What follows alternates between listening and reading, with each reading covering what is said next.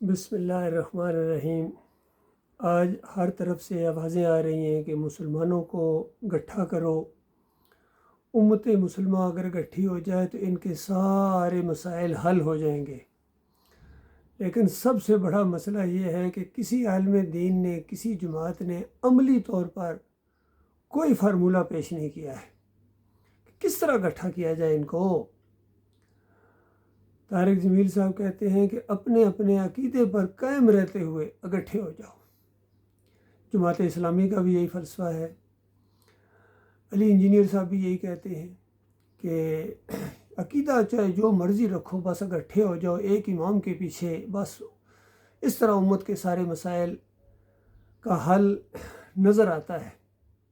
حکومت کی طرف سے بھی اسی طرح کا انداز ہے کہ بس ایک دوسرے کے پیچھے نمازیں پڑھو، اکٹھے ہو جاؤ، اختلاف نہ کرو۔ لیکن عملی طور پر وہ طریقہ جو کائنات کے مالک نے ایک نقطے کے اوپر بھائی چارہ قائم کرنے کے لیے اس دور میں بھی یہی ایک فارمولہ پیش کیا تھا،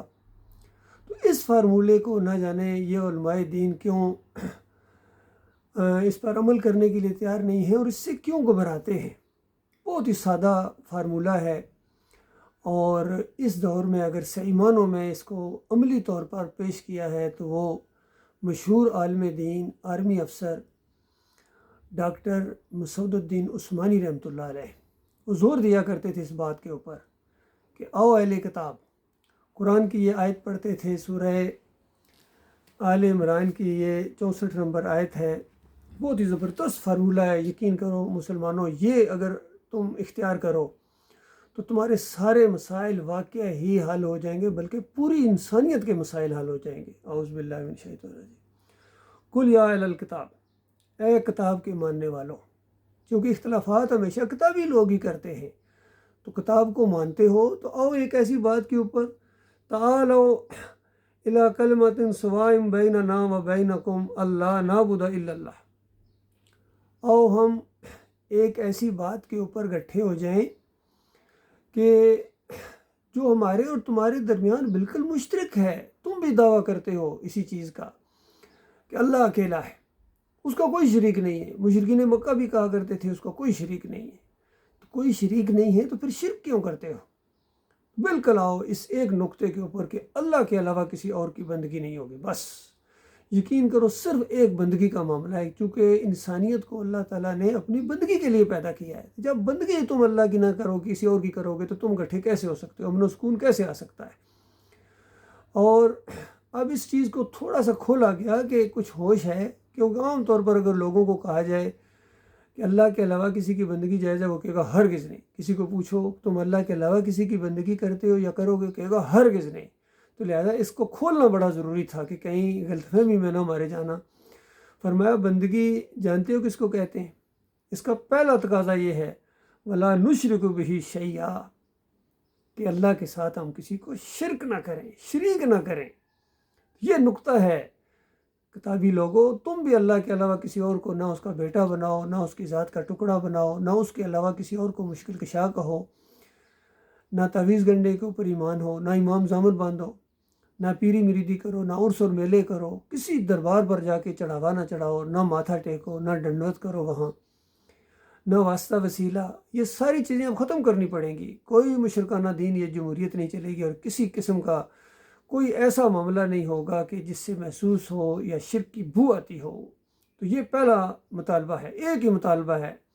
ایک ہی مطالبہ ہے اس صلح نامے کا۔ یہ جنگیں ختم ہو سکتی ہیں، یہ نفرتیں محبت کے اندر بدلی ہو سکتی ہیں، شرط ایک ہے کہ ہم اللہ کے علاوہ کسی کی بندگی نہ کریں، اور بندگی کی پہلی شرط یہ ہے کہ اللہ کے ساتھ شرک نہ کریں۔ اور دوسری بات اس کی یہ ہے وَلَا يَتَّخِذَ بَعْضُنَا بَعْضًا أَرْبَابًا مِّن دُونِ اللَّهِ، کہ ہم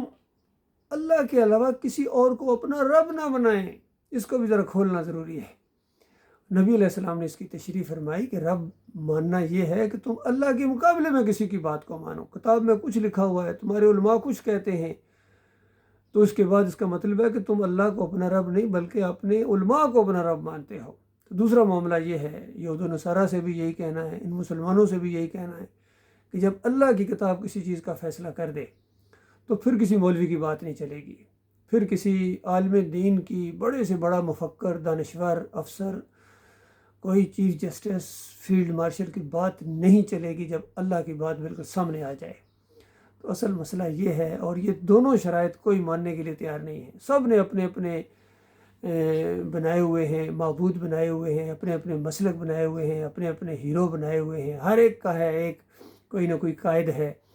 جو اللہ کے مقابلے میں ان کو راستہ دکھاتا ہے، دوڑے جا رہے ہیں، اس کے پیچھے دوڑ پڑتے ہیں، اس کو لیڈر مانتے ہیں، چاہے سیاسی لیڈر ہو، چاہے عسکری لیڈر ہو، چاہے مذہبی ان کا لیڈر ہو، مسلکی لیڈر ہو، کسی جماعت کا کوئی رہبر ہو، امیر ہو، اس کی بات کو مانتے ہیں، اور اللہ کی بات کو انہوں نے بالکل پس پش ڈال دیا ہے۔ اسی وجہ سے آج زندگیاں تلخ ہیں، اور ہر طرف افراتفری ہے، میزائلوں کی بارش ہو رہی ہے، اور جنگیں ہیں، مہنگائی ہے، طوفان ہے، سیلاب ہیں، جتنے بھی انسانیت کو یہ عذاب ادنا کہا گیا ہے، اس کے اندر یہ جکڑی ہوئی ہے۔ امت مسلمہ ہو یا دوسری یہ یہود و نصارہ ہوں، ہندو ہوں، عیسائی ہوں، سارے کے ساتھ ان کے اوپر اللہ کے عذاب کے کوڑے برس رہے ہیں اسی ایک جرم کی وجہ سے۔ تو بہرحال اگر اللہ کے عذاب کو روکنا چاہتے ہو تو یہ ایک شرط ہے جس کے دو حصے ہیں۔ شرط ایک ہے کہ اللہ کے علاوہ کسی کی بندگی نہیں ہوگی، اور اس بندگی کے دو حصے ہیں کہ شرک نہیں ہوگا اور اللہ کے علاوہ کسی کی بات نہیں مانی جائے گی، سارے مسئلے تمہارے حل ہو جائیں گے۔ اور اگر تم یہ بات ماننے کے لیے تیار نہیں ہو، اور اکثریت نہیں مان رہی ہے، اس طرف نہیں آ رہے ہیں،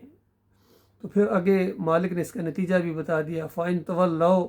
اگر تم رخ موڑتے ہو، منہ موڑتے ہو، فَقُولُوا، تو مالک نے اپنے بندوں کو کہا کہ پھر ان کو صاف کہہ دو، صاف کہہ دو، فَقُولُوا اشْهَدُوا بِأَنَّا مُسْلِمُونَ، تو پھر گواہ رہنا، سارے لوگوں گواہ رہنا کہ ہم تو اللہ کے فرما بردار ہیں، ہم تو اللہ کے مسلم ہیں، ہمارا کسی مسلک سے کوئی تعلق نہیں ہے، کسی فرقے، کسی جماعت، کسی سیاسی پارٹی سے میرا اور میرے ساتھیوں کا کوئی تعلق نہیں ہے۔ اس انداز سے یہ دعوت اٹھی تھی ڈاکٹر مسعود الدین عثمانی رحمۃ اللہ علیہ کے ذریعے، اور سارے مسلکوں سے کچھ لوگ نکلنا شروع ہو گئے تھے، اور آہستہ آہستہ بات ان کی سمجھ میں آ رہی تھی۔ بریلویوں سے بے شمار لوگ نکلے، دیوبندیوں سے نکلے، اہل حدیثوں سے، سلفیوں سے کچھ لوگ نکلے، حتیٰ کہ رافضیوں میں سے بھی کچھ لوگ نکل کر آئے۔ جماعت اسلامی کو کتنے لوگوں نے چھوڑا، تنظیم اسلامی کو بے شمار لوگوں نے چھوڑا، اور ایک جماعت اس انداز سے بن گئی، اور محسوس ہو رہا تھا کہ اب یہ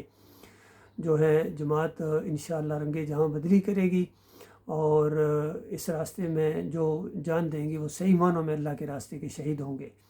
شہید وہ ہوتا ہے جس کا عقیدہ صحیح ہو،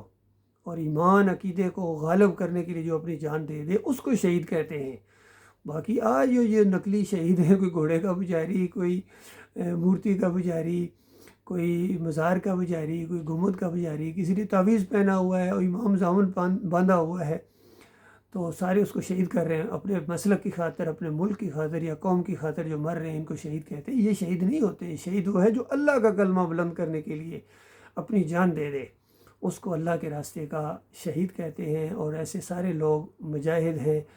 تو اس انداز سے یہ دعوت اٹھی، لیکن شیطان کا پھر وہی وار ہوا۔ دیکھیے شیطان کیا کراتا ہے، پھر شرک بیچ میں لاتا ہے، کیونکہ شیطان ابلیس کو پتہ ہے کہ جب شرک آ جائے گا تو یہ اللہ کی بندگی نہیں کر سکیں گے۔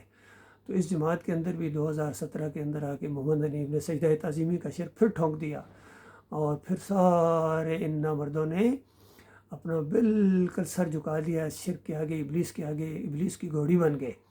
اور پھر انہوں نے یہ کہنا شروع کر دیا کہ پورے خاندان یعقوب علیہ السلام نے، کہتے ہیں، یوسف علیہ السلام کو سجدہ کیا تھا، سجدہ ریز ہو گئے۔ محمد حنیف نے دعوت القرآن کے اندر جلد دوم کے اندر یہ شرکی عقیدہ لکھ دیا۔ یہ مسئلہ ہے اللہ کے بندو۔ پھر کچھ لوگ جو اس شرک سے بچے ہیں وہ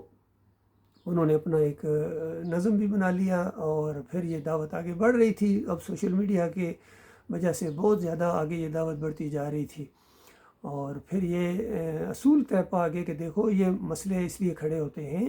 کہ جب تم قرآن سے اختلاف کرتے ہو، کہیں نہ کہیں تمہارا قرآن سے جب اختلاف ہوتا ہے تو پھر اس کے بعد تم پھر ٹکڑوں میں بڑھتے ہو۔ تو اس سلسلے کو ختم کرنے کے لیے جو موٹی موٹی باتیں تھیں اس پر اتفاق کیا گیا کہ اس سلسلے میں ڈاکٹر مسعود الدین عثمانی رحمۃ اللہ علیہ کا جو موقف ہے وہ بالکل قرآن کے مطابق ہے، اس کو شائع کیا گیا۔ یہ دیکھیے یہ جو دو کتابیں ہماری، پہلے حبل اللہ رسالہ، چونکہ ہمارا جو جماعت کا حبل اللہ رسالہ چل رہا تھا وہ 26 شمارہ نمبر تک چلا تھا، پھر جماعت کے اندر یہ شرک آ گیا، تو اس کے بعد وہاں سے آگے شروع کیا گیا 27 نمبر عبداللہ شائع کیا گیا، اور یہ اس کا ٹائٹل ہے۔ تو اس کے اندر یہ آخر میں اعلان خصوصی، ایک اہم اعلان، یہ اس کا ہیڈنگ بنایا گیا، اور اس کے اندر یہ چیز شامل کی گئی تھی کہ الحمدللہ جماعت کا یہ جو نظم ہے، اب کراچی سے یہاں ہم لاہور میں شفٹ کر رہے ہیں، چونکہ محمد حنیف کے عقیدے میں خرابی آ گئی ہے، اور جو شرک کی وجہ سے اب تو ظاہری بات ہے وہ امیر تنظیم نہیں رہے ہیں، تو اس انداز سے مشورے کے بعد نیا نظم قائم کیا گیا، اور یہ طے کیا گیا اس کے یہ 6 نکات ہیں، اس میں باقاعدہ 6 نکات باقاعدہ لکھے ہوئے ہیں 1 2 3 4 5 کے حساب سے، کہ ڈاکٹر عثمانی رحمۃ اللہ علیہ کا جتنا یہ لٹریچر ہے، ان کے سوال و جوابات ہیں، اس کے ہم علمی وارث ہیں، اور اس کی ذمہ داری ہم اپنے سر لیتے ہیں۔ اختلافی معاملات میں، یعنی ایمان عقیدے میں جب کبھی اختلاف ہو تو قرآن و حدیث کے مطابق جو بات طے ہو گئی ہے اس کو ہم مانیں گے، اس تفسیر کو مانیں گے، اور ڈاکٹر صاحب اگر کسی معاملے میں انہوں نے اجتہاد کیا ہے تو خالص قرآن و حدیث کے دائرے کے اندر اس کو رکھا ہے تو اس کو مانا جائے گا۔ تو پہلا اس میں معاملہ یہ تھا جس میں انہوں نے اختلاف کیا تھا کچھ لوگوں نے، جو ملائکہ کا سجدہ آدم علیہ السلام کو ہوا، تو اس کے بارے میں نمبر 1 پوائنٹ لکھا گیا کہ تمام ملائکہ اللہ کے حکم کی تعمیل کرتے ہوئے آدم علیہ السلام کے سامنے جھکے تھے، یعنی وہاں تو حکم موجود ہے، چونکہ محمد حنیف نے سب سے بڑا دلیل یہی بنائی تھی جب یوسف علیہ السلام کو سجدہ انہوں نے کہنا شروع کر دیا، دیکھو ملائکہ نے نہیں کیا تھا، تو وہاں بتایا گیا وہاں تو 7 جگہ حکم موجود ہے، اور لہٰذا ہم کیوں اور کیسے کی تفصیل میں پڑھے بغیر، یعنی اس کو ہم بالکل آگے ڈگنگ نہیں کرتے ہیں، اس کو مانتے ہیں جس طرح وہ موجود ہے۔ اب اس کی تفصیل نہ قرآن میں ہے زیادہ آئی ہے، نہ حدیث میں نبی علیہ السلام کی تشریح موجود ہے، تو جیسا ہے جو ہے اس کو ایسا ہی مانا جائے گا، اور اس لیے متشابہات میں سے یہ رکھا گیا ہے کہ اس کی تفصیل کوئی نہیں بیان کر سکتا ہے، اس سے آگے جو بڑھنے کی کوشش کرتا ہے یا اس کو دلیل بناتا ہے تو اس کے دل میں جائے گا۔ یہ ڈاکٹر صاحب کا فتویٰ تھا۔ نمبر 2، خاندان یعقوب علیہ السلام نے اللہ کو سجدہ شکر کیا تھا، یعنی سارا خاندان اللہ کے سامنے سجدہ ریز ہوا تھا، اور لہو کی جو ضمیر ہے وہ جن لوگوں نے اس کو یوسف علیہ السلام کی طرف پھیرا ہے یا سجدہ تعظیمی ثابت کرنے کی کوشش کی ہے، ان کے ایمان میں خرابی ہے، شرک ہے، یعنی ان کے عقیدے میں۔ ایک نبی دوسرے نبی کو سجدہ کرے خارج از امکان ہے، ہو ہی نہیں سکتا، ممکن نہیں ہے۔ نمبر 3، اللہ کے آخری نبی محمد صلی اللہ علیہ وآلہ وسلم زندگی بھر یعنی لکھنا پڑھنا نہیں جانتے تھے، امی نبی تھے، اور بخاری اور مسلم کی کچھ روایتوں میں یہ چیز آ گئی کہ صلح حدیبیہ کے موقع پر انہوں نے اپنا نام یعنی محمد رسول اللہ سے کاٹ کر محمد بن عبداللہ لکھ دیا، چونکہ مشرکین مکہ کا یہ مطالبہ تھا، تو نبی علیہ السلام نے یہ خود کر دیا، کچھ روایتوں میں اس طریقے سے آ گیا، تو اس کو پھر معجزہ مانا جائے گا۔ اس پر جن لوگوں نے اختلافات کیے ہیں اور اپنا الگ ایک مسلک بنا لیا، جس طرح یعقوب علی نے اور سرفراز لوگوں نے، یہ مناسب نہیں ہے بھائی۔ پھر نمبر 4، یہ جو ویڈیو کا استعمال ہے سوشل میڈیا کے اس دور کے اندر، یہ تصویر کے زمرے میں نہیں آتا ہے، یہ ڈاکٹر صاحب رحمۃ اللہ علیہ کا فتویٰ ہے، تحقیق ہے ان کی، اور ایمان اور اسلام کے لیے اگر اس کو استعمال کیا جائے تو بالکل جائز ہے۔ تو ڈاکٹر صاحب کی آواز موجود ہے سوال و جواب کے اندر، مختلف اینگل سے ڈاکٹر صاحب نے اس چیز کو ثابت کیا ہے کہ یہ جو ویڈیو کا استعمال ہے یہ کسی حدیث کا انکار نہیں ہوتا ہے، لیکن کچھ لوگوں نے، جس میں معراج الدین بہت سارے فہرست تھے، یا عاطف زرین، یا بعد میں اس میں کمال خان صاحب بھی اس میں شامل ہو گئے، ضمیر صاحب بھی، کچھ اور لوگ بھی ساتھ مل گئے، چند لوگ ہیں، یہ 7-8 لوگ ہیں ٹوٹل، انہوں نے بہت شور مچانا شروع کر دیا، تو یہ بالکل ان کا جو موقف ہے یہ بالکل غلط ہے۔ اب ایسے لوگوں کو بالکل نہ کسی نظم کے اندر کوئی ذمہ داری دی جائے گی، ہاں ہمارے مومن بھائی ہیں، ساتھ چلتے ہیں، تو یہ اس انداز سے یہ چیز کی گئی۔ پھر بتایا گیا کہ جتنے یہ دوسرے گروپ ہیں جن کے عقیدے بہرحال ٹھیک ہیں، تو ان کے ساتھ کوئی بڑا معاذرائی کرنے کی بجائے ان کو بہت ہی پیار اور محبت کے ساتھ ان کو سمجھانے کی کوشش کی جائے گی، چونکہ عقیدہ ٹھیک ہے، تو یہ سلسلہ ایک جاری رکھا جائے گا۔ پھر 6واں پوائنٹ اس میں کہ حبل اللہ کا شمارہ، یعنی یہ پہلے بھی میں بتا چکا ہوں کہ وہاں سے شروع کیا جائے گا جہاں سے محمد حنیف نے ان کو ختم کیا تھا، تو اس انداز سے یہ سلسلہ جاری رہے گا۔ اور نوٹ نیچے دیا گیا کہ بہار ہو یا خزاں، ہر طرح کے حالات میں دعوت اللہ اور کفر بالطاغوت، یعنی نام لے کر طاغوتوں کی نشاندہی بالکل اسی طرح جاری رکھی جائے گی جس طرح یہ جس انداز سے جس شان کے ساتھ یہ دعوت اٹھی تھی۔ پھر دیکھیے یہی چیز ہم نے اس میں یہ جو سجدہ تعظیمی کا شرک یہ کتابچہ شائع کیا تھا، اس کے آخر میں بھی بالکل یہی 5 6 پوائنٹ اس میں اسی طریقے سے ہیڈنگ دیا گیا کہ رائے حق کے مسافروں کا قافلہ ہے رواں دواں، یعنی قافلہ ہے رواں دواں ان اصولوں کے تحت۔ تو یہ معاملہ ہے، اللہ کے بندوں غور و فکر کرو، آج زندگی ہے، موقع ہے، اس سے فائدہ اٹھاؤ، اور حالات بہت ہی تیزی کے ساتھ آگے بڑھ رہے ہیں اور فتنوں کا دور ہے۔ تو اس انداز میں جب تک تم قرآن و حدیث کو مضبوطی کے ساتھ نہیں پکڑو گے تم اس راستے میں ٹھہر نہیں سکتے ہو، اور جب تک انداز محمد رسول اللہ صلی اللہ علیہ وسلم کا اور صحابہ اکرام والا نہیں آئے گا تم اس دعوت کو آگے نہیں لے جا سکتے ہو۔ تو یہ سب سے میرا یہی کہنا ہے، اور اسی انداز سے ہے یہ جو قرآن کی دعوت کو میں نے بھی محور بنایا ہے کہ اگر اکٹھا ہونا چاہتے ہو تو اسی انداز سے جو طریقہ اللہ تعالیٰ نے بتایا ہے کہ ایک ایسا کلمہ، ایک ایسی دعوت جس پہ ہم سارے مشترک ہیں۔ جب یہ سب کی یہ سوچ سی کہ یہ دعوت آپ کو اٹھی ہے، اور توحید کی دعوت اٹھی ہے، ایمان خالص کی دعوت اٹھی ہے، عالم دین کے ذریعے اٹھی ہے، معاہد عالم دین، مجاہد عالم دین کے ذریعے اٹھی ہے، پھر اس کے بعد تم نے کیوں اختلافات کیے ہیں، ٹکڑے علیحدہ کیے ہیں، اور پھر ایک دوسرے کے دشمن بن گئے، جس طرح مسلک پرست بنے تھے، فرقہ پرست بنے تھے، بالکل وہی روش تم لوگوں نے اختیار کی ہے۔ تو بتاؤ تمہارے میں اور بریلویوں میں، اہل حدیثوں میں پھر کیا فرق ہے؟ کیا امیر اس لیے بنایا تھا کہ اللہ کا مقابلہ کیا جائے؟ جماعت کیا اس لیے بنائی تھی کہ اللہ کے کتاب کو پیچھے کر کے اپنی باتوں کو، اپنے امیر کی بات کو آگے رکھا جائے؟ سارے لگے ہوئے، ہر ایک اپنے میرے امیر صاحب، میرے امیر صاحب، جس طرح وہ دوسرے پیر صاحب، یہ امیر صاحب، امیر صاحب نہیں بھائی ہو۔ اللہ کی کتاب ہے، اللہ کے آخری رسول محمد صلی اللہ علیہ وآلہ وسلم کی سنت ہے، جو بھی زمین کے اوپر اس کے مطابق ہے وہ ہمارا بھائی ہے، وہ ہمارا مسلم بھائی ہے، اور یہ دعوت اس انداز سے آئے گی، مسلمانوں اپنے دین کی طرف واپس لوٹو۔ ایمان عقیدے کے اندر جو شرک کی خرابیاں ہیں، جس کی نشاندہی کی گئی ہے، لٹریچر لکھے گئے ہیں اور تحریریں لکھی جاتی ہیں، اور تمہارے شرک کی بالکل نشاندہی کی ہے۔ ایمان خالص کے استول کے اندر بھی ڈاکٹر عثمانی رحمۃ اللہ علیہ نے پھر ایمان خالص کے اس دوم کے اندر بھی ان کی کتابوں کے فوٹو دیے ہیں جہاں جہاں خرابیاں آئی ہیں۔ تو اس شرک سے توبہ کر لو، بس اتنی سی بات ہے، پیچھے سب کچھ اصل رہ جائے گا۔ اور اللہ تعالیٰ بھی ایسے لوگوں کو پسند کرتا ہے جو سچی توبہ کریں، اپنے مالک کے بندے بن جاؤ۔ اللہ کی بندگی تم کر ہی نہیں سکتے ہو جب شرک تمہارے ساتھ ہوگا، شرک کے ساتھ تمہارا کوئی لین دین یا اس کے ساتھ تمہارا لگاؤ ہوگا، یا شرک کرنے والوں کے پیچھے اگر تم نمازیں پڑھو گے، اپنا امام مانو گے، لیڈر مانو گے، اور اپنی جماعت کے اندر ذرا سا بھی شرک اگر برداشت کرو گے تو یاد رکھنا پھر اللہ کے ساتھ تمہارا کوئی تعلق نہیں ہے۔ اور بالکل اسی طریقے سے اللہ کی کتاب کے مقابلے میں اگر اپنے امیر کی بات کو مانتے ہو، جس طرح سب نے مانا ہے، مسلک پرستوں نے بھی مانا ہے، دیوبندیوں نے مانا ہے، بریلویوں نے مانا ہے، اہل حدیثوں نے مانا ہے، سلفیوں نے اسی طریقے سے مانا ہے، اور یہ محمد حنیف کے گروپ نے، عبداللہ عمر دورانی نے، منور سلطان نے، قاری خلیل الرحمان نے، سب نے اللہ کے مقابلے میں اپنے امیر کی بات کو مانا ہے۔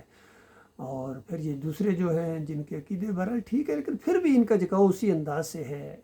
تو یہ بالکل آنکھیں بند کر کے اپنے امراء کے پیچھے دوڑے جا رہے ہیں، پیروں کے سامنے اور امیروں کے سامنے۔ یہ ان کو جہنم کی آگ کے اندر جانا پڑے گا، یاد رکھنا۔